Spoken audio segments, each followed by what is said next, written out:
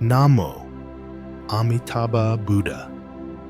My dear friend, I greet you with a gentle heart tonight. As you lie there in the quiet of this room, have you noticed something familiar? Your body feels tired. The day has clearly ended, and yet the mind refuses to rest. Maybe the lights are off. The phone is finally silent. But inside, thoughts keep moving. A worry about money. A concern about your health. Something you said today that you wish you could take back. Something tomorrow might demand from you. Many people in America know this feeling well. We work hard. We try to stay strong. And when night comes, the body lies down, but the heart keeps standing guard. We often believe, once everything is solved, then I'll be at peace. But what if peace does not wait for tomorrow? What if rest is not something you earn, but something you return to? Tonight, I'd like to share a gentle teaching from the Buddha, not to fix your life, not to force your worries away, but to show you step by step a safe place where the mind can finally lay its burden down. If your heart is willing, let us begin this quiet journey together. The place we arrive at now is very close to where we just were. That quiet question in the dark, that tired body, that mind that still refuses to loosen its grip. If we look gently, we may begin to notice something important. Anxiety is not only made of thoughts. It is not just the mind talking too much. Anxiety is the feeling of holding on too tightly. You can sense it in the body, the jaw clenched without realizing, the shoulders lifted as if still carrying the day, the hands resting on the chest or stomach subtly tense as though protecting something fragile. Many nights, the mind is not racing because it is curious. It is racing because it is guarding the future, guarding people we love, guarding an image of how life is supposed to be. In Buddhist wisdom, suffering does not begin with pain itself. It begins with clinging. Clinging to health because we fear illness. Clinging to money because we fear instability. Clinging to relationships because we fear being alone. Clinging even to our identity as the strong one, the responsible one, the one who must not fall apart. In America, many of us were taught, sometimes very quietly, that worth is proven by control. Control your schedule. Control your emotions. Control your future. Control the outcome. So even when the lights are out, the mind keeps its hands wrapped tightly around tomorrow. There is a simple image often used in Buddhist teaching. Imagine holding a rope that is burning your palms. The tighter you grip it, the more it hurts. And yet, because you are afraid of falling, you refuse to let go. Anxiety feels exactly like this. It is not the rope that is punishing you. It is the gripping. You may have noticed this in moments of deep exhaustion. When something finally goes wrong, when plans collapse, when an answer arrives that you were dreading sometimes, after the first wave of shock, there is a strange softness, a sigh you didn't know you were holding, a quiet thought that says, "At least now I know." That softness is not relief from the situation. It is relief from holding. The Buddha taught that we suffer not because life is uncertain, but because we demand certainty from life. We suffer not because things change, but because we want them not to. This is not a teaching meant to blame you. It is meant to free you. Because if anxiety were only a problem of thinking, then the solution would be to think better thoughts. And you have probably tried that. Counting blessings, reasoning with fear, telling yourself everything will be okay. Sometimes it helps. Often it doesn't. But if anxiety is the habit of tightening around life, then the path is different. The path is learning how to soften the grip. You may hear this word in Buddhism, attachment. It does not mean love. It does not mean care. It means holding something as if your peace depends on it not changing. There is a quiet moment many people experience late at night. The house is still. Perhaps you can hear the low hum of an appliance, or the distant sound of traffic, or the soft ticking of a clock. In that stillness, worries rise not because danger is present, but because control is absent. The mind says, "If I stop watching, something bad might happen." This is where compassion becomes essential. An anxious mind is not an enemy. It is a protector that has forgotten how to rest. In Buddhist teaching, we are invited to see clinging clearly, not to judge it, but to understand it. The moment understanding appears, something loosens on its own. You might gently ask yourself tonight, without forcing an answer, what am I holding on to so tightly right now? Not as a problem to solve, just as a truth to notice. Perhaps it is an upcoming medical test. Perhaps it is a financial decision. Perhaps it is a child you cannot protect from every hardship. Perhaps it is your own image, who you think you must continue to be. You do not need to drop it all at once. That would be too much. In Buddhism, release does not happen through force. It happens through insight. The Buddha compared clinging to carrying a heavy load across a long road. At first you carry it because you believe you must. Then one day you pause.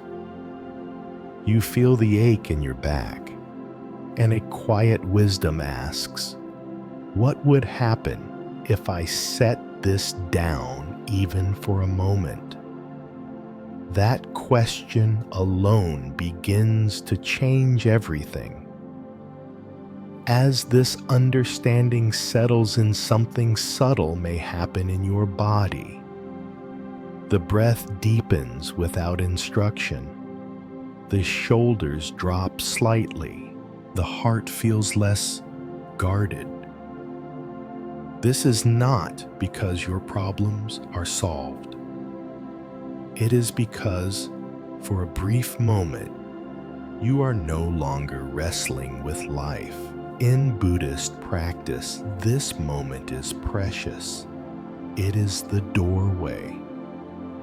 We do not begin by fixing the future. We begin by loosening the hands. And when the hands loosen even a little, the mind becomes ready for something else, a place to rest, a place to return, a place where effort can finally give way to trust. That place is closer than you think. And so when the hands begin to loosen even a little, something else quietly comes into view. The body. Not the body as a problem to fix or a machine to optimize, but this living presence that has been here with you all along. While the mind has been traveling back and forth between yesterday and tomorrow, the body has stayed. It is still here. If you pause for a moment, you may notice it. The gentle weight of your back resting against the bed or chair. The steady contact where your feet meet the floor or where your legs are supported by the mattress. The subtle rise and fall beneath your chest like a small tide moving in and out. There is something deeply comforting about this. While thoughts argue, calculate, and worry, the body simply breathes. Many people are surprised when they first realize this. They have been trying to calm the mind with the mind. But the Buddha pointed to another doorway, one that does not require thinking at all. He taught that the body is always in the present moment. It cannot run ahead into tomorrow. It cannot replay yesterday. It only knows now. This is why, in Buddhist practice, we return to the body again and again. Not to escape life, but to come back to it. You might notice that anxiety often feels like floating above yourself, as if the mind has left the body behind, as if you are hovering somewhere near the ceiling of your worries, watching everything from a distance. Coming back into the body is like gently landing. You do not need to force this landing. There is no need to command yourself to relax. Simply noticing is enough. Notice the temperature of the air touching your skin. Notice the place where your clothing rests against your shoulders or arms. Notice the breath entering through the nose, cool and quiet, and leaving the body a little warmer. In many Buddhist temples, there is the sound of a bell that echoes softly through the hall. One clear tone, followed by silence, then another.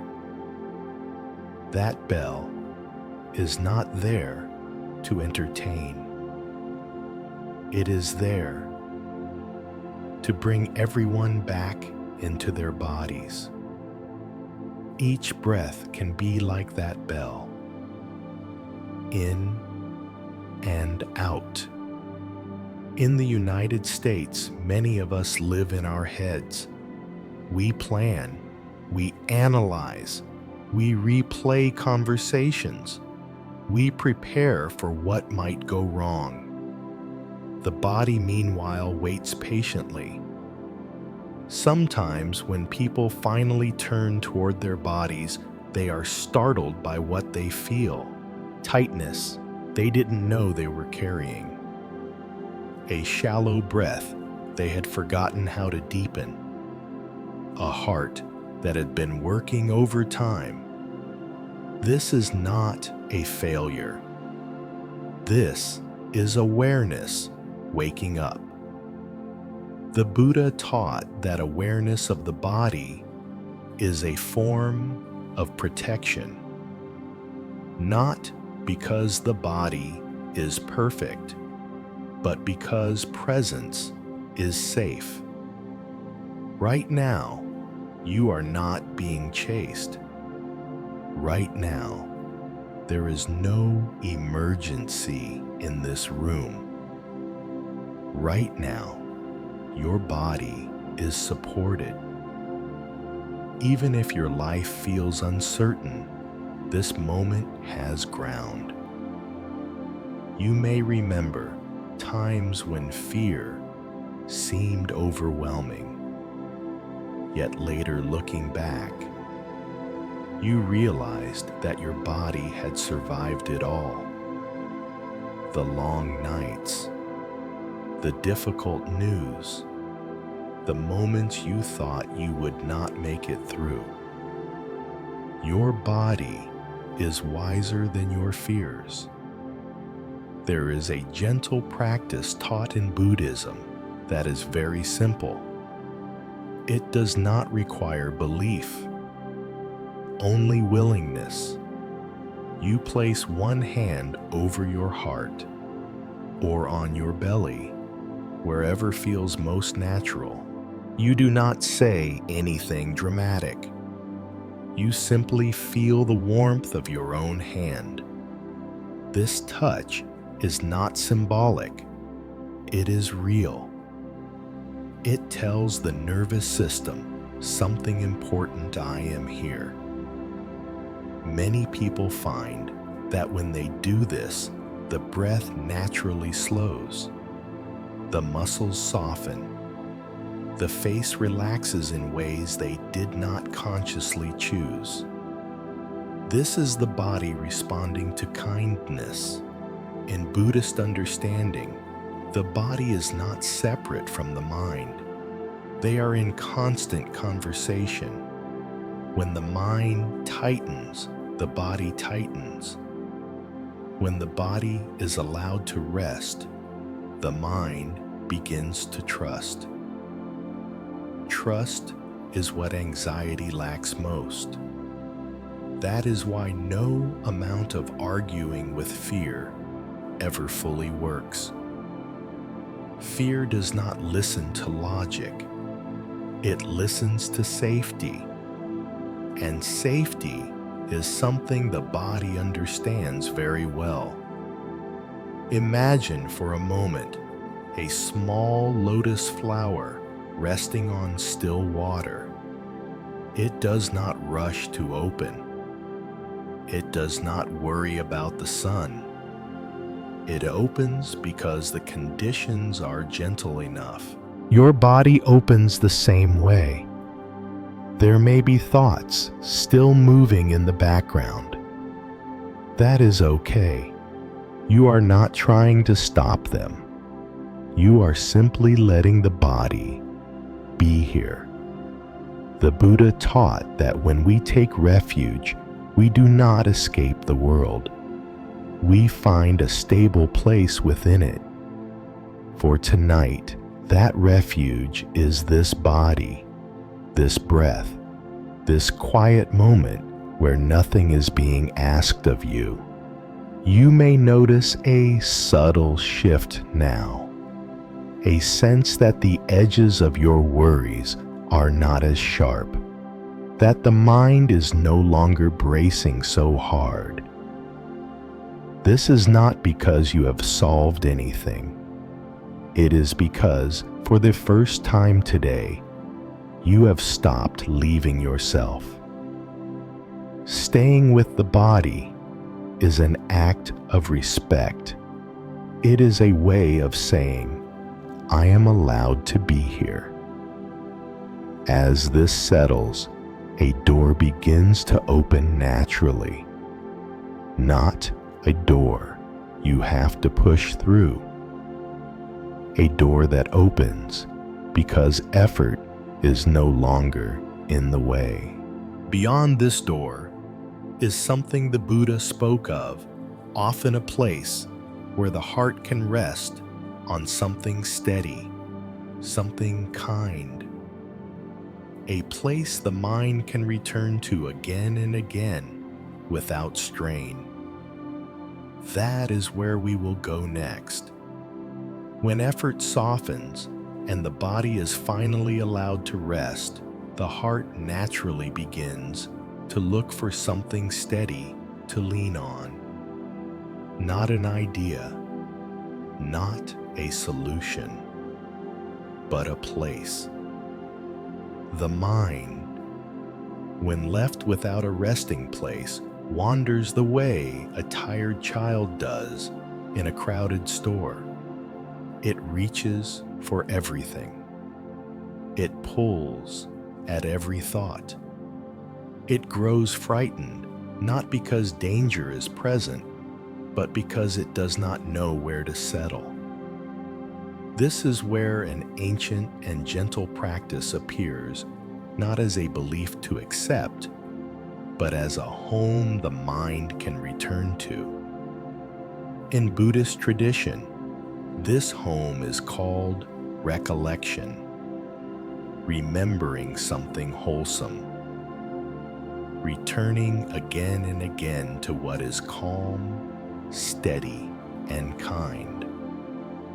For many people, that refuge takes the form of a sacred name, a name spoken softly, a name that carries centuries of human longing for peace.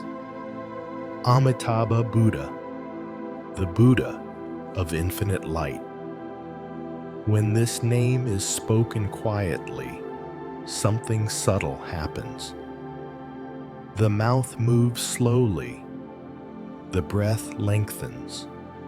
The mind, which was scattered moments ago, begins to gather itself. Not forcefully, naturally. You might imagine a small lamp in a dark room. The room does not need to be cleaned or rearranged. The light does not argue with the darkness. It simply shines. The anxious mind is like a room with the lights off. Thoughts bump into each other. Shadows grow large and convincing. A sacred name is that lamp. Some people worry that chanting or repeating a name is a form of escape. But in Buddhist understanding, this repetition is not avoidance. It is anchoring. When the mind keeps returning to the same gentle sound, it no longer feeds the endless stories of fear. The nervous system begins to recognize a rhythm it can trust. This is not imagination. It is experience. Many people in the United States first encounter this practice during times of deep difficulty, a long illness, a loved one in the hospital, a season when the future feels too heavy to hold. A woman named Mary once shared that during her sleepless nights, she would quietly whisper the name of the Buddha while holding her rosary-like mala beads, not because she expected miracles, but because it gave her hands something gentle to do. her breath something slow to follow, her heart something kind to listen to. Over time, she noticed something small but profound. The fear still came, but it no longer stayed as long. In Buddhist teaching, this happens because the mind cannot cling to fear and rest in peace at the same time. Fear needs movement. It needs constant narration. It needs the mind to keep leaving the present moment. A sacred name brings the mind back. Again and again. Each return weakens the old habit of running. You may notice this if you try it gently now. You do not need to say the name out loud. You can let it form silently like a whisper inside the chest. Amitabha. Let each syllable ride on the breath. One on the inhale, one on the exhale. If the mind wanders, there is no mistake. You simply return. This returning is the practice. The Buddha taught that what we repeatedly return to becomes our refuge. When fear becomes the refuge, life feels unsafe. When peace becomes the refuge, fear begins to loosen its hold. This is not because fear disappears forever, but because it no longer has full control. In Buddhist understanding, this is called developing steadiness of mind, a calm center that does not depend on circumstances being perfect. You might picture a lake at dawn. The surface is still. The sky reflects clearly. If a small ripple appears, the lake does not panic. It absorbs the movement and returns to calm. The name of the Buddha helps the mind become like that lake.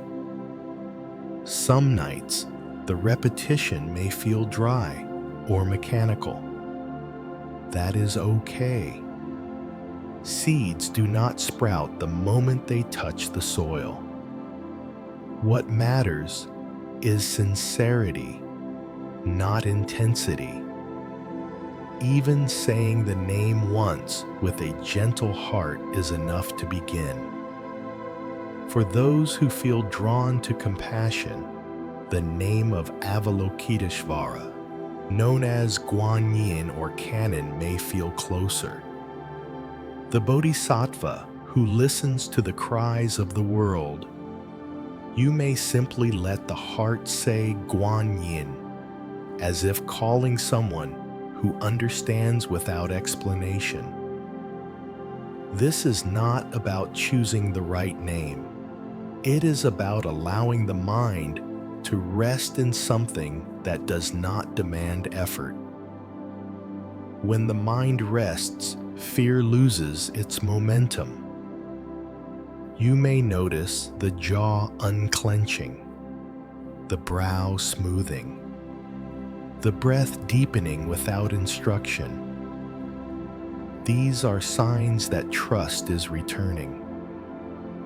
In Buddhism, trust is not blind belief.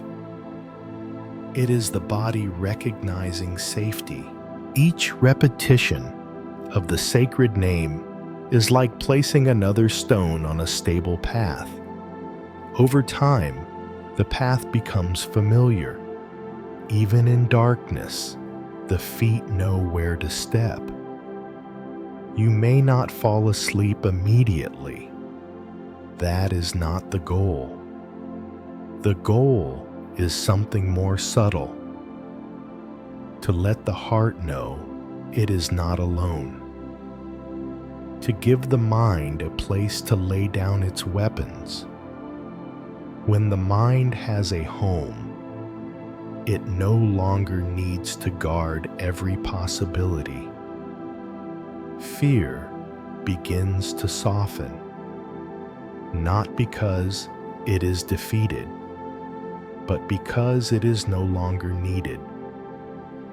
As the name continues, quietly almost on its own, something else begins to stir. A warmth in the chest, a sense of being held by something larger than personal worry. This warmth prepares the heart for the next movement of healing.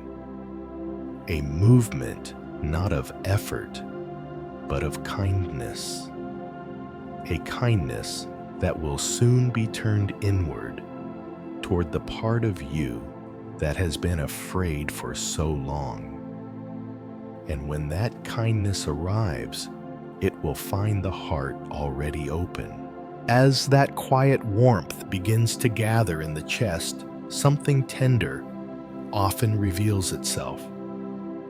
Beneath the fear, beneath the tension, beneath the habit of staying alert, there is a part of you that is simply tired of being strong.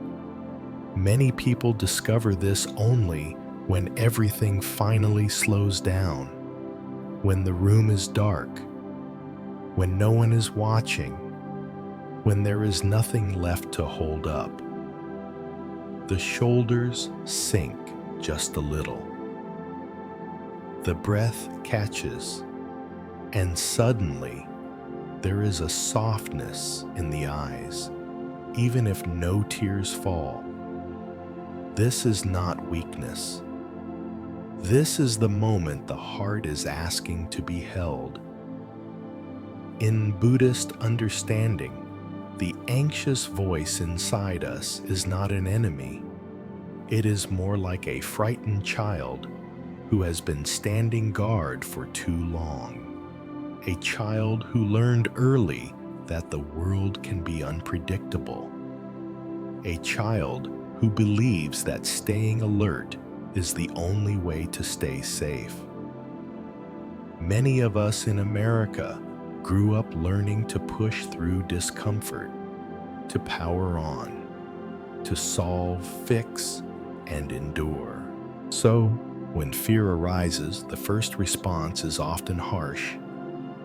What's wrong with me? Why can't I just calm down? I shouldn't be feeling this way. These thoughts land like sharp words spoken to someone already trembling. The Buddha offered a very different response. He taught that suffering deepens not because pain appears, but because compassion disappears. When fear arises and we meet it with judgment, the fear doubles. But when fear arises and we meet it with kindness, something begins to heal. You may notice this if you imagine a small child waking from a nightmare. You would not stand at the doorway and demand that the child explain themselves.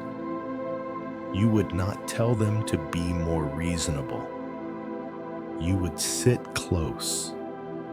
You would soften your voice. You would offer warmth.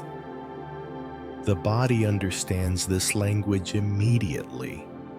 If you are willing, you might gently place one hand over your heart now, or wrap your arms lightly around yourself just enough to feel the contact. There is no need to squeeze, just enough pressure to remind the body that it is not alone. Many people are surprised by how emotional this can feel. A warmth spreads under the palm. The breath deepens. The face softens almost without permission. This is the nervous system responding to safety. In Buddhist practice, this gesture is not sentimental. It is deeply practical. When kindness is directed inward, the mind no longer needs to shout to be heard. Fear quiets not because it is suppressed, but because it feels seen. You might try speaking a few gentle words inwardly, not as an affirmation to force belief, but as a tone of care. It's okay. I know this is hard. I'm here with you. Notice how different these words feel from the usual inner dialogue. The Buddha taught that we become what we repeatedly speak to ourselves. Harsh words harden the heart. Kind words soften it. There is a story often shared in Buddhist communities about a monk who struggled deeply with fear. One night, exhausted from fighting his thoughts, he stopped resisting and said quietly, "I see you." In that moment, the fear did not vanish, but it no longer felt like an enemy. This is a small awakening. Not dramatic, not loud, but life-changing. You may begin to sense that the anxious part of you has been trying to protect something precious. Your family, your future, your sense of meaning. When this is seen clearly, compassion arises naturally. In Buddhist understanding, compassion is not indulgence. It is wisdom, responding to pain. You may feel a memory surface now, a younger version of yourself. Perhaps a moment when you felt overwhelmed, unseen, or afraid. There is no need to analyze it. Just notice how the body responds. A tightening in the throat, a heaviness behind the eyes, a quiet ache in the chest. These are signs of care, not failure. If it feels right, you might imagine placing a gentle blanket around that younger self, or simply letting them sit beside you in the quiet. Nothing needs to be fixed. This is the practice of loving kindness taught by the Buddha as a medicine for fear, not as a technique, but as a way of relating. When we stop treating ourselves as a problem to solve, the heart begins to rest. You may notice now that the breath has become slower, the jaw less tight, the body more willing to sink into support. These are not coincidences.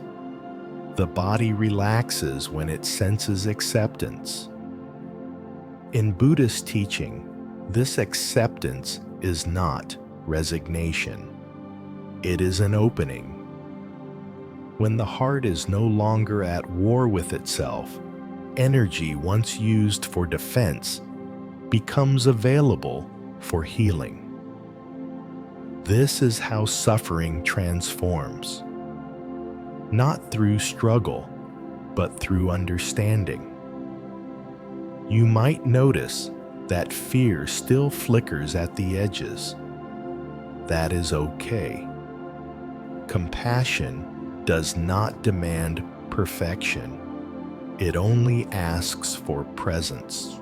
Each time you meet fear with kindness, a new habit forms. Over time, the inner landscape changes. What once felt like a battlefield begins to feel like a home. This is not a fantasy. It is a lived experience shared by countless practitioners. As this tenderness settles, something else becomes possible. A deeper release. A willingness to let go, not only of fear, but of the heavy center it has been orbiting. And when the heart feels held, it becomes easier to offer that holding outward to loved ones, to those who suffer, to the world. That gentle outward turning is the next step, a step that lightens the heart even further. And it begins right here with the simple truth. You are not weak. You have been carrying a lot. And tonight, you are allowed to rest. As the heart feels held and no longer braced against itself, a natural movement begins to arise. It is very quiet at first, almost like a breath turning outward. When fear loosens its grip, even slightly, the center of attention shifts. The mind no longer circles only around me and my worries. Something wider comes into view. In Buddhist teaching, this movement is called offering. Not giving away what you do not have, but allowing the light that is already present to flow beyond the boundaries of the self. You may notice how heavy worry feels when it is held alone. It sits in the chest like a stone, dense, unmoving. But when the heart opens outward even gently, that stone begins to soften. This is why the Buddha taught the practice of dedication, sharing whatever goodness has arisen rather than keeping it tightly contained. You might picture a candle burning in a quiet room. When that candle is used to light another, the flame does not grow smaller. The room simply becomes brighter. The heart works the same way. Many people believe that caring for others will drain them further, that when they are already tired, they must conserve what little energy remains. But what drains the heart is not care. It is isolation. When the heart turns inward and stays there too long, it collapses under its own weight. When it turns outward with kindness, it discovers space. This may feel counterintuitive, yet many people have noticed it in moments of crisis. A man sitting beside a hospital bed, exhausted, finds unexpected calm when he silently wishes relief for others in the room. A mother overwhelmed by worry for her child feels her breath ease when she prays not only for her own family, but for all parents awake at night. A person lying alone in the dark senses warmth spreading through the chest when they extend a simple wish, "May others be at peace." These moments are not imagined. They are shifts in how the heart relates to suffering. In Buddhism, this practice is known as dedicating merit. But you do not need to know the word to feel its effect. Merit simply means wholesome energy, the calm kindness and clarity that arise when the mind settles. When we dedicate that energy outward, we loosen the grip of self-centered fear. You might try this gently now. There is no need for elaborate words. As the breath moves in and out, imagine a soft light in the chest. Not bright, not dramatic, just steady. With the next exhale, allow that light to move outward. You may think of someone you love, a parent, a child, a partner, someone whose face appears easily in the mind. Without effort, let the heart offer a simple wish. May you be safe. May you rest. May you be free from fear.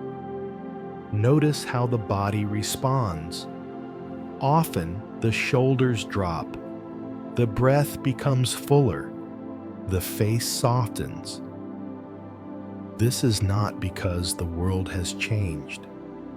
It is because the center of gravity has shifted. You are no longer holding everything alone.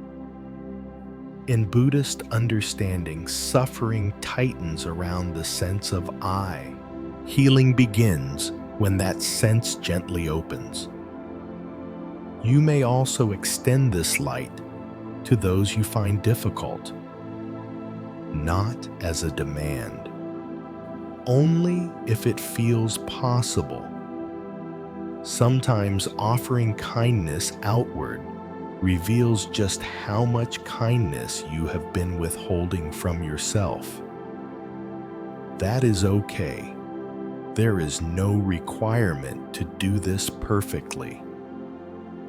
The Buddha taught that intention matters more than form. Even the smallest wish carries power.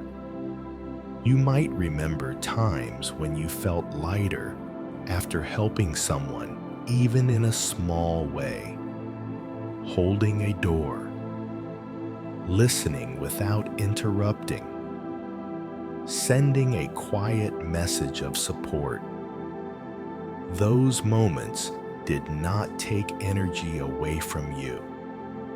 They returned something to you. In Buddhist teaching, this happens because generosity dissolves fear. Fear says there is not enough. Generosity says there is room. As the heart practices giving light rather than guarding it, trust begins to grow. Trust does not mean believing everything will go your way. It means believing you are not separate from life. You may notice now that the anxious storyline has softened. Thoughts still appear, but they feel less urgent, less convincing. This is the natural result of turning outward. The Buddha compared this to opening a clenched fist. When the fist opens, tension releases on its own.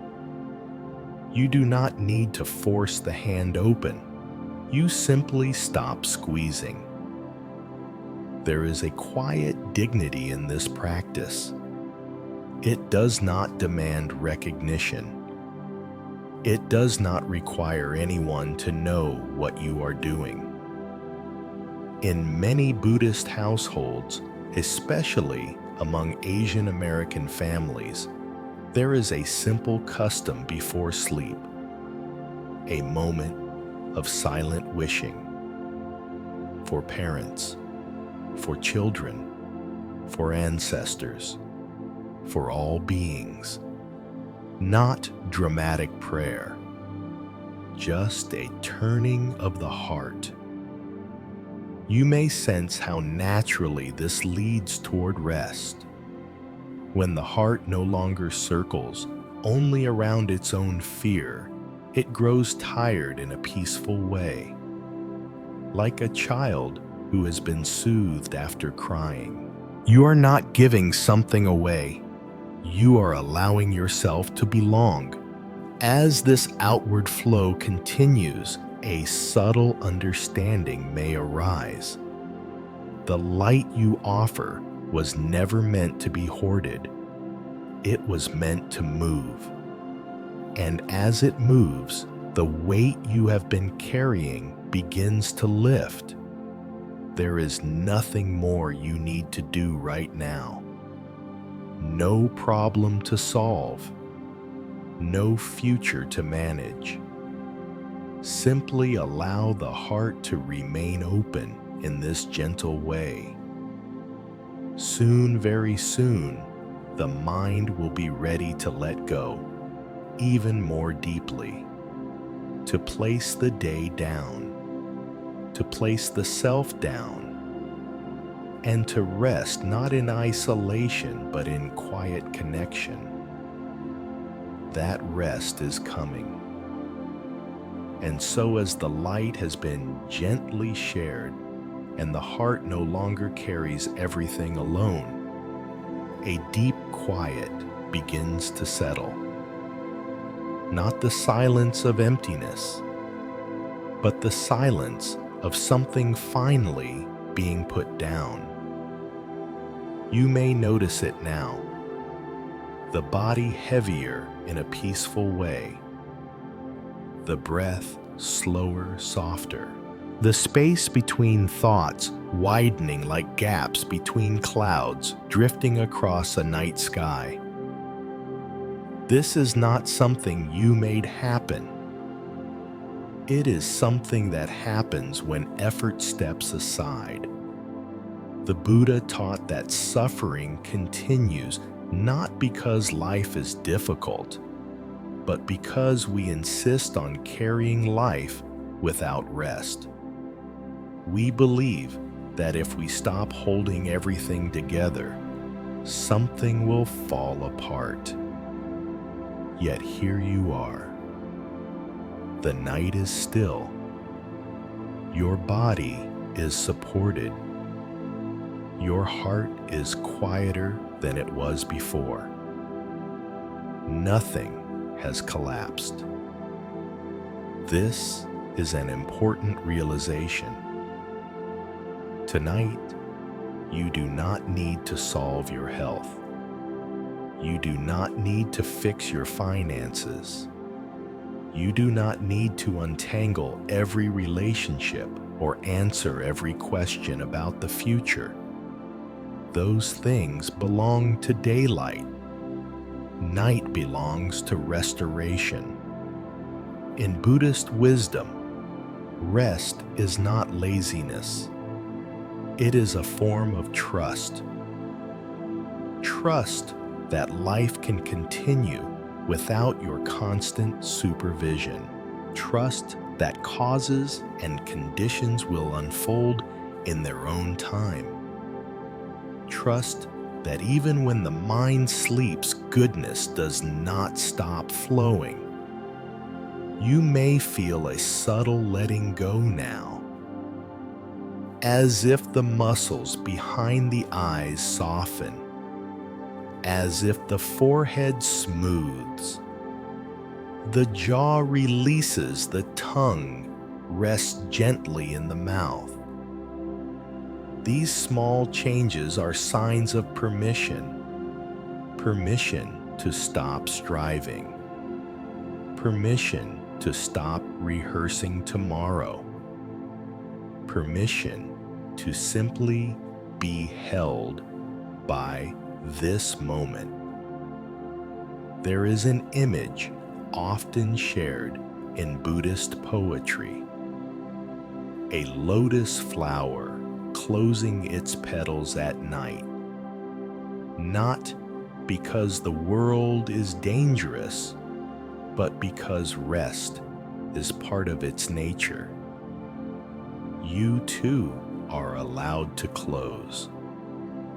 The teachings you've touched tonight are simple, but they are not shallow. You saw how worry is not only thought, but the habit of gripping. You felt how the body becomes a refuge when the mind cannot be reasoned with. You discovered how a sacred name gives the heart a place to return. You offered kindness inward instead of judgment. You let the heart turn outward, sharing light rather than guarding it. None of this required force. This is the way of the Buddha. Gentle, practical, human. You may notice that the need to do something has faded, that the desire to keep listening is softer, quieter. This is a good sign. Sleep does not arrive when summoned. It arrives when invited. If wakefulness remains, let it be kind. If sleep comes, let it come naturally. There is no wrong outcome here. In many Buddhist homes, before sleep, there is a final, quiet wish, not spoken loudly, sometimes not spoken at all. A simple turning of the heart. You might let this wish form gently now. May this body rest deeply. May this heart be at ease. May all beings who are awake tonight find comfort. May those who suffer feel less alone. You do not need to push these words. Let them float like leaves on water. If tomorrow brings challenges, you will meet them then. With the same breath, the same body, the same capacity for kindness. For now, there is nothing more to understand. The work of the night is finished. If these words have brought even a small measure of calm, you are welcome to return whenever you need. You may let this practice become familiar, like a path you know how to walk in the dark. If it feels right, you can share this quiet space with someone who may be struggling to rest, or simply return again yourself another night, another breath. May you be safe. May you be at peace. May you rest without fear. The light remains even as you sleep.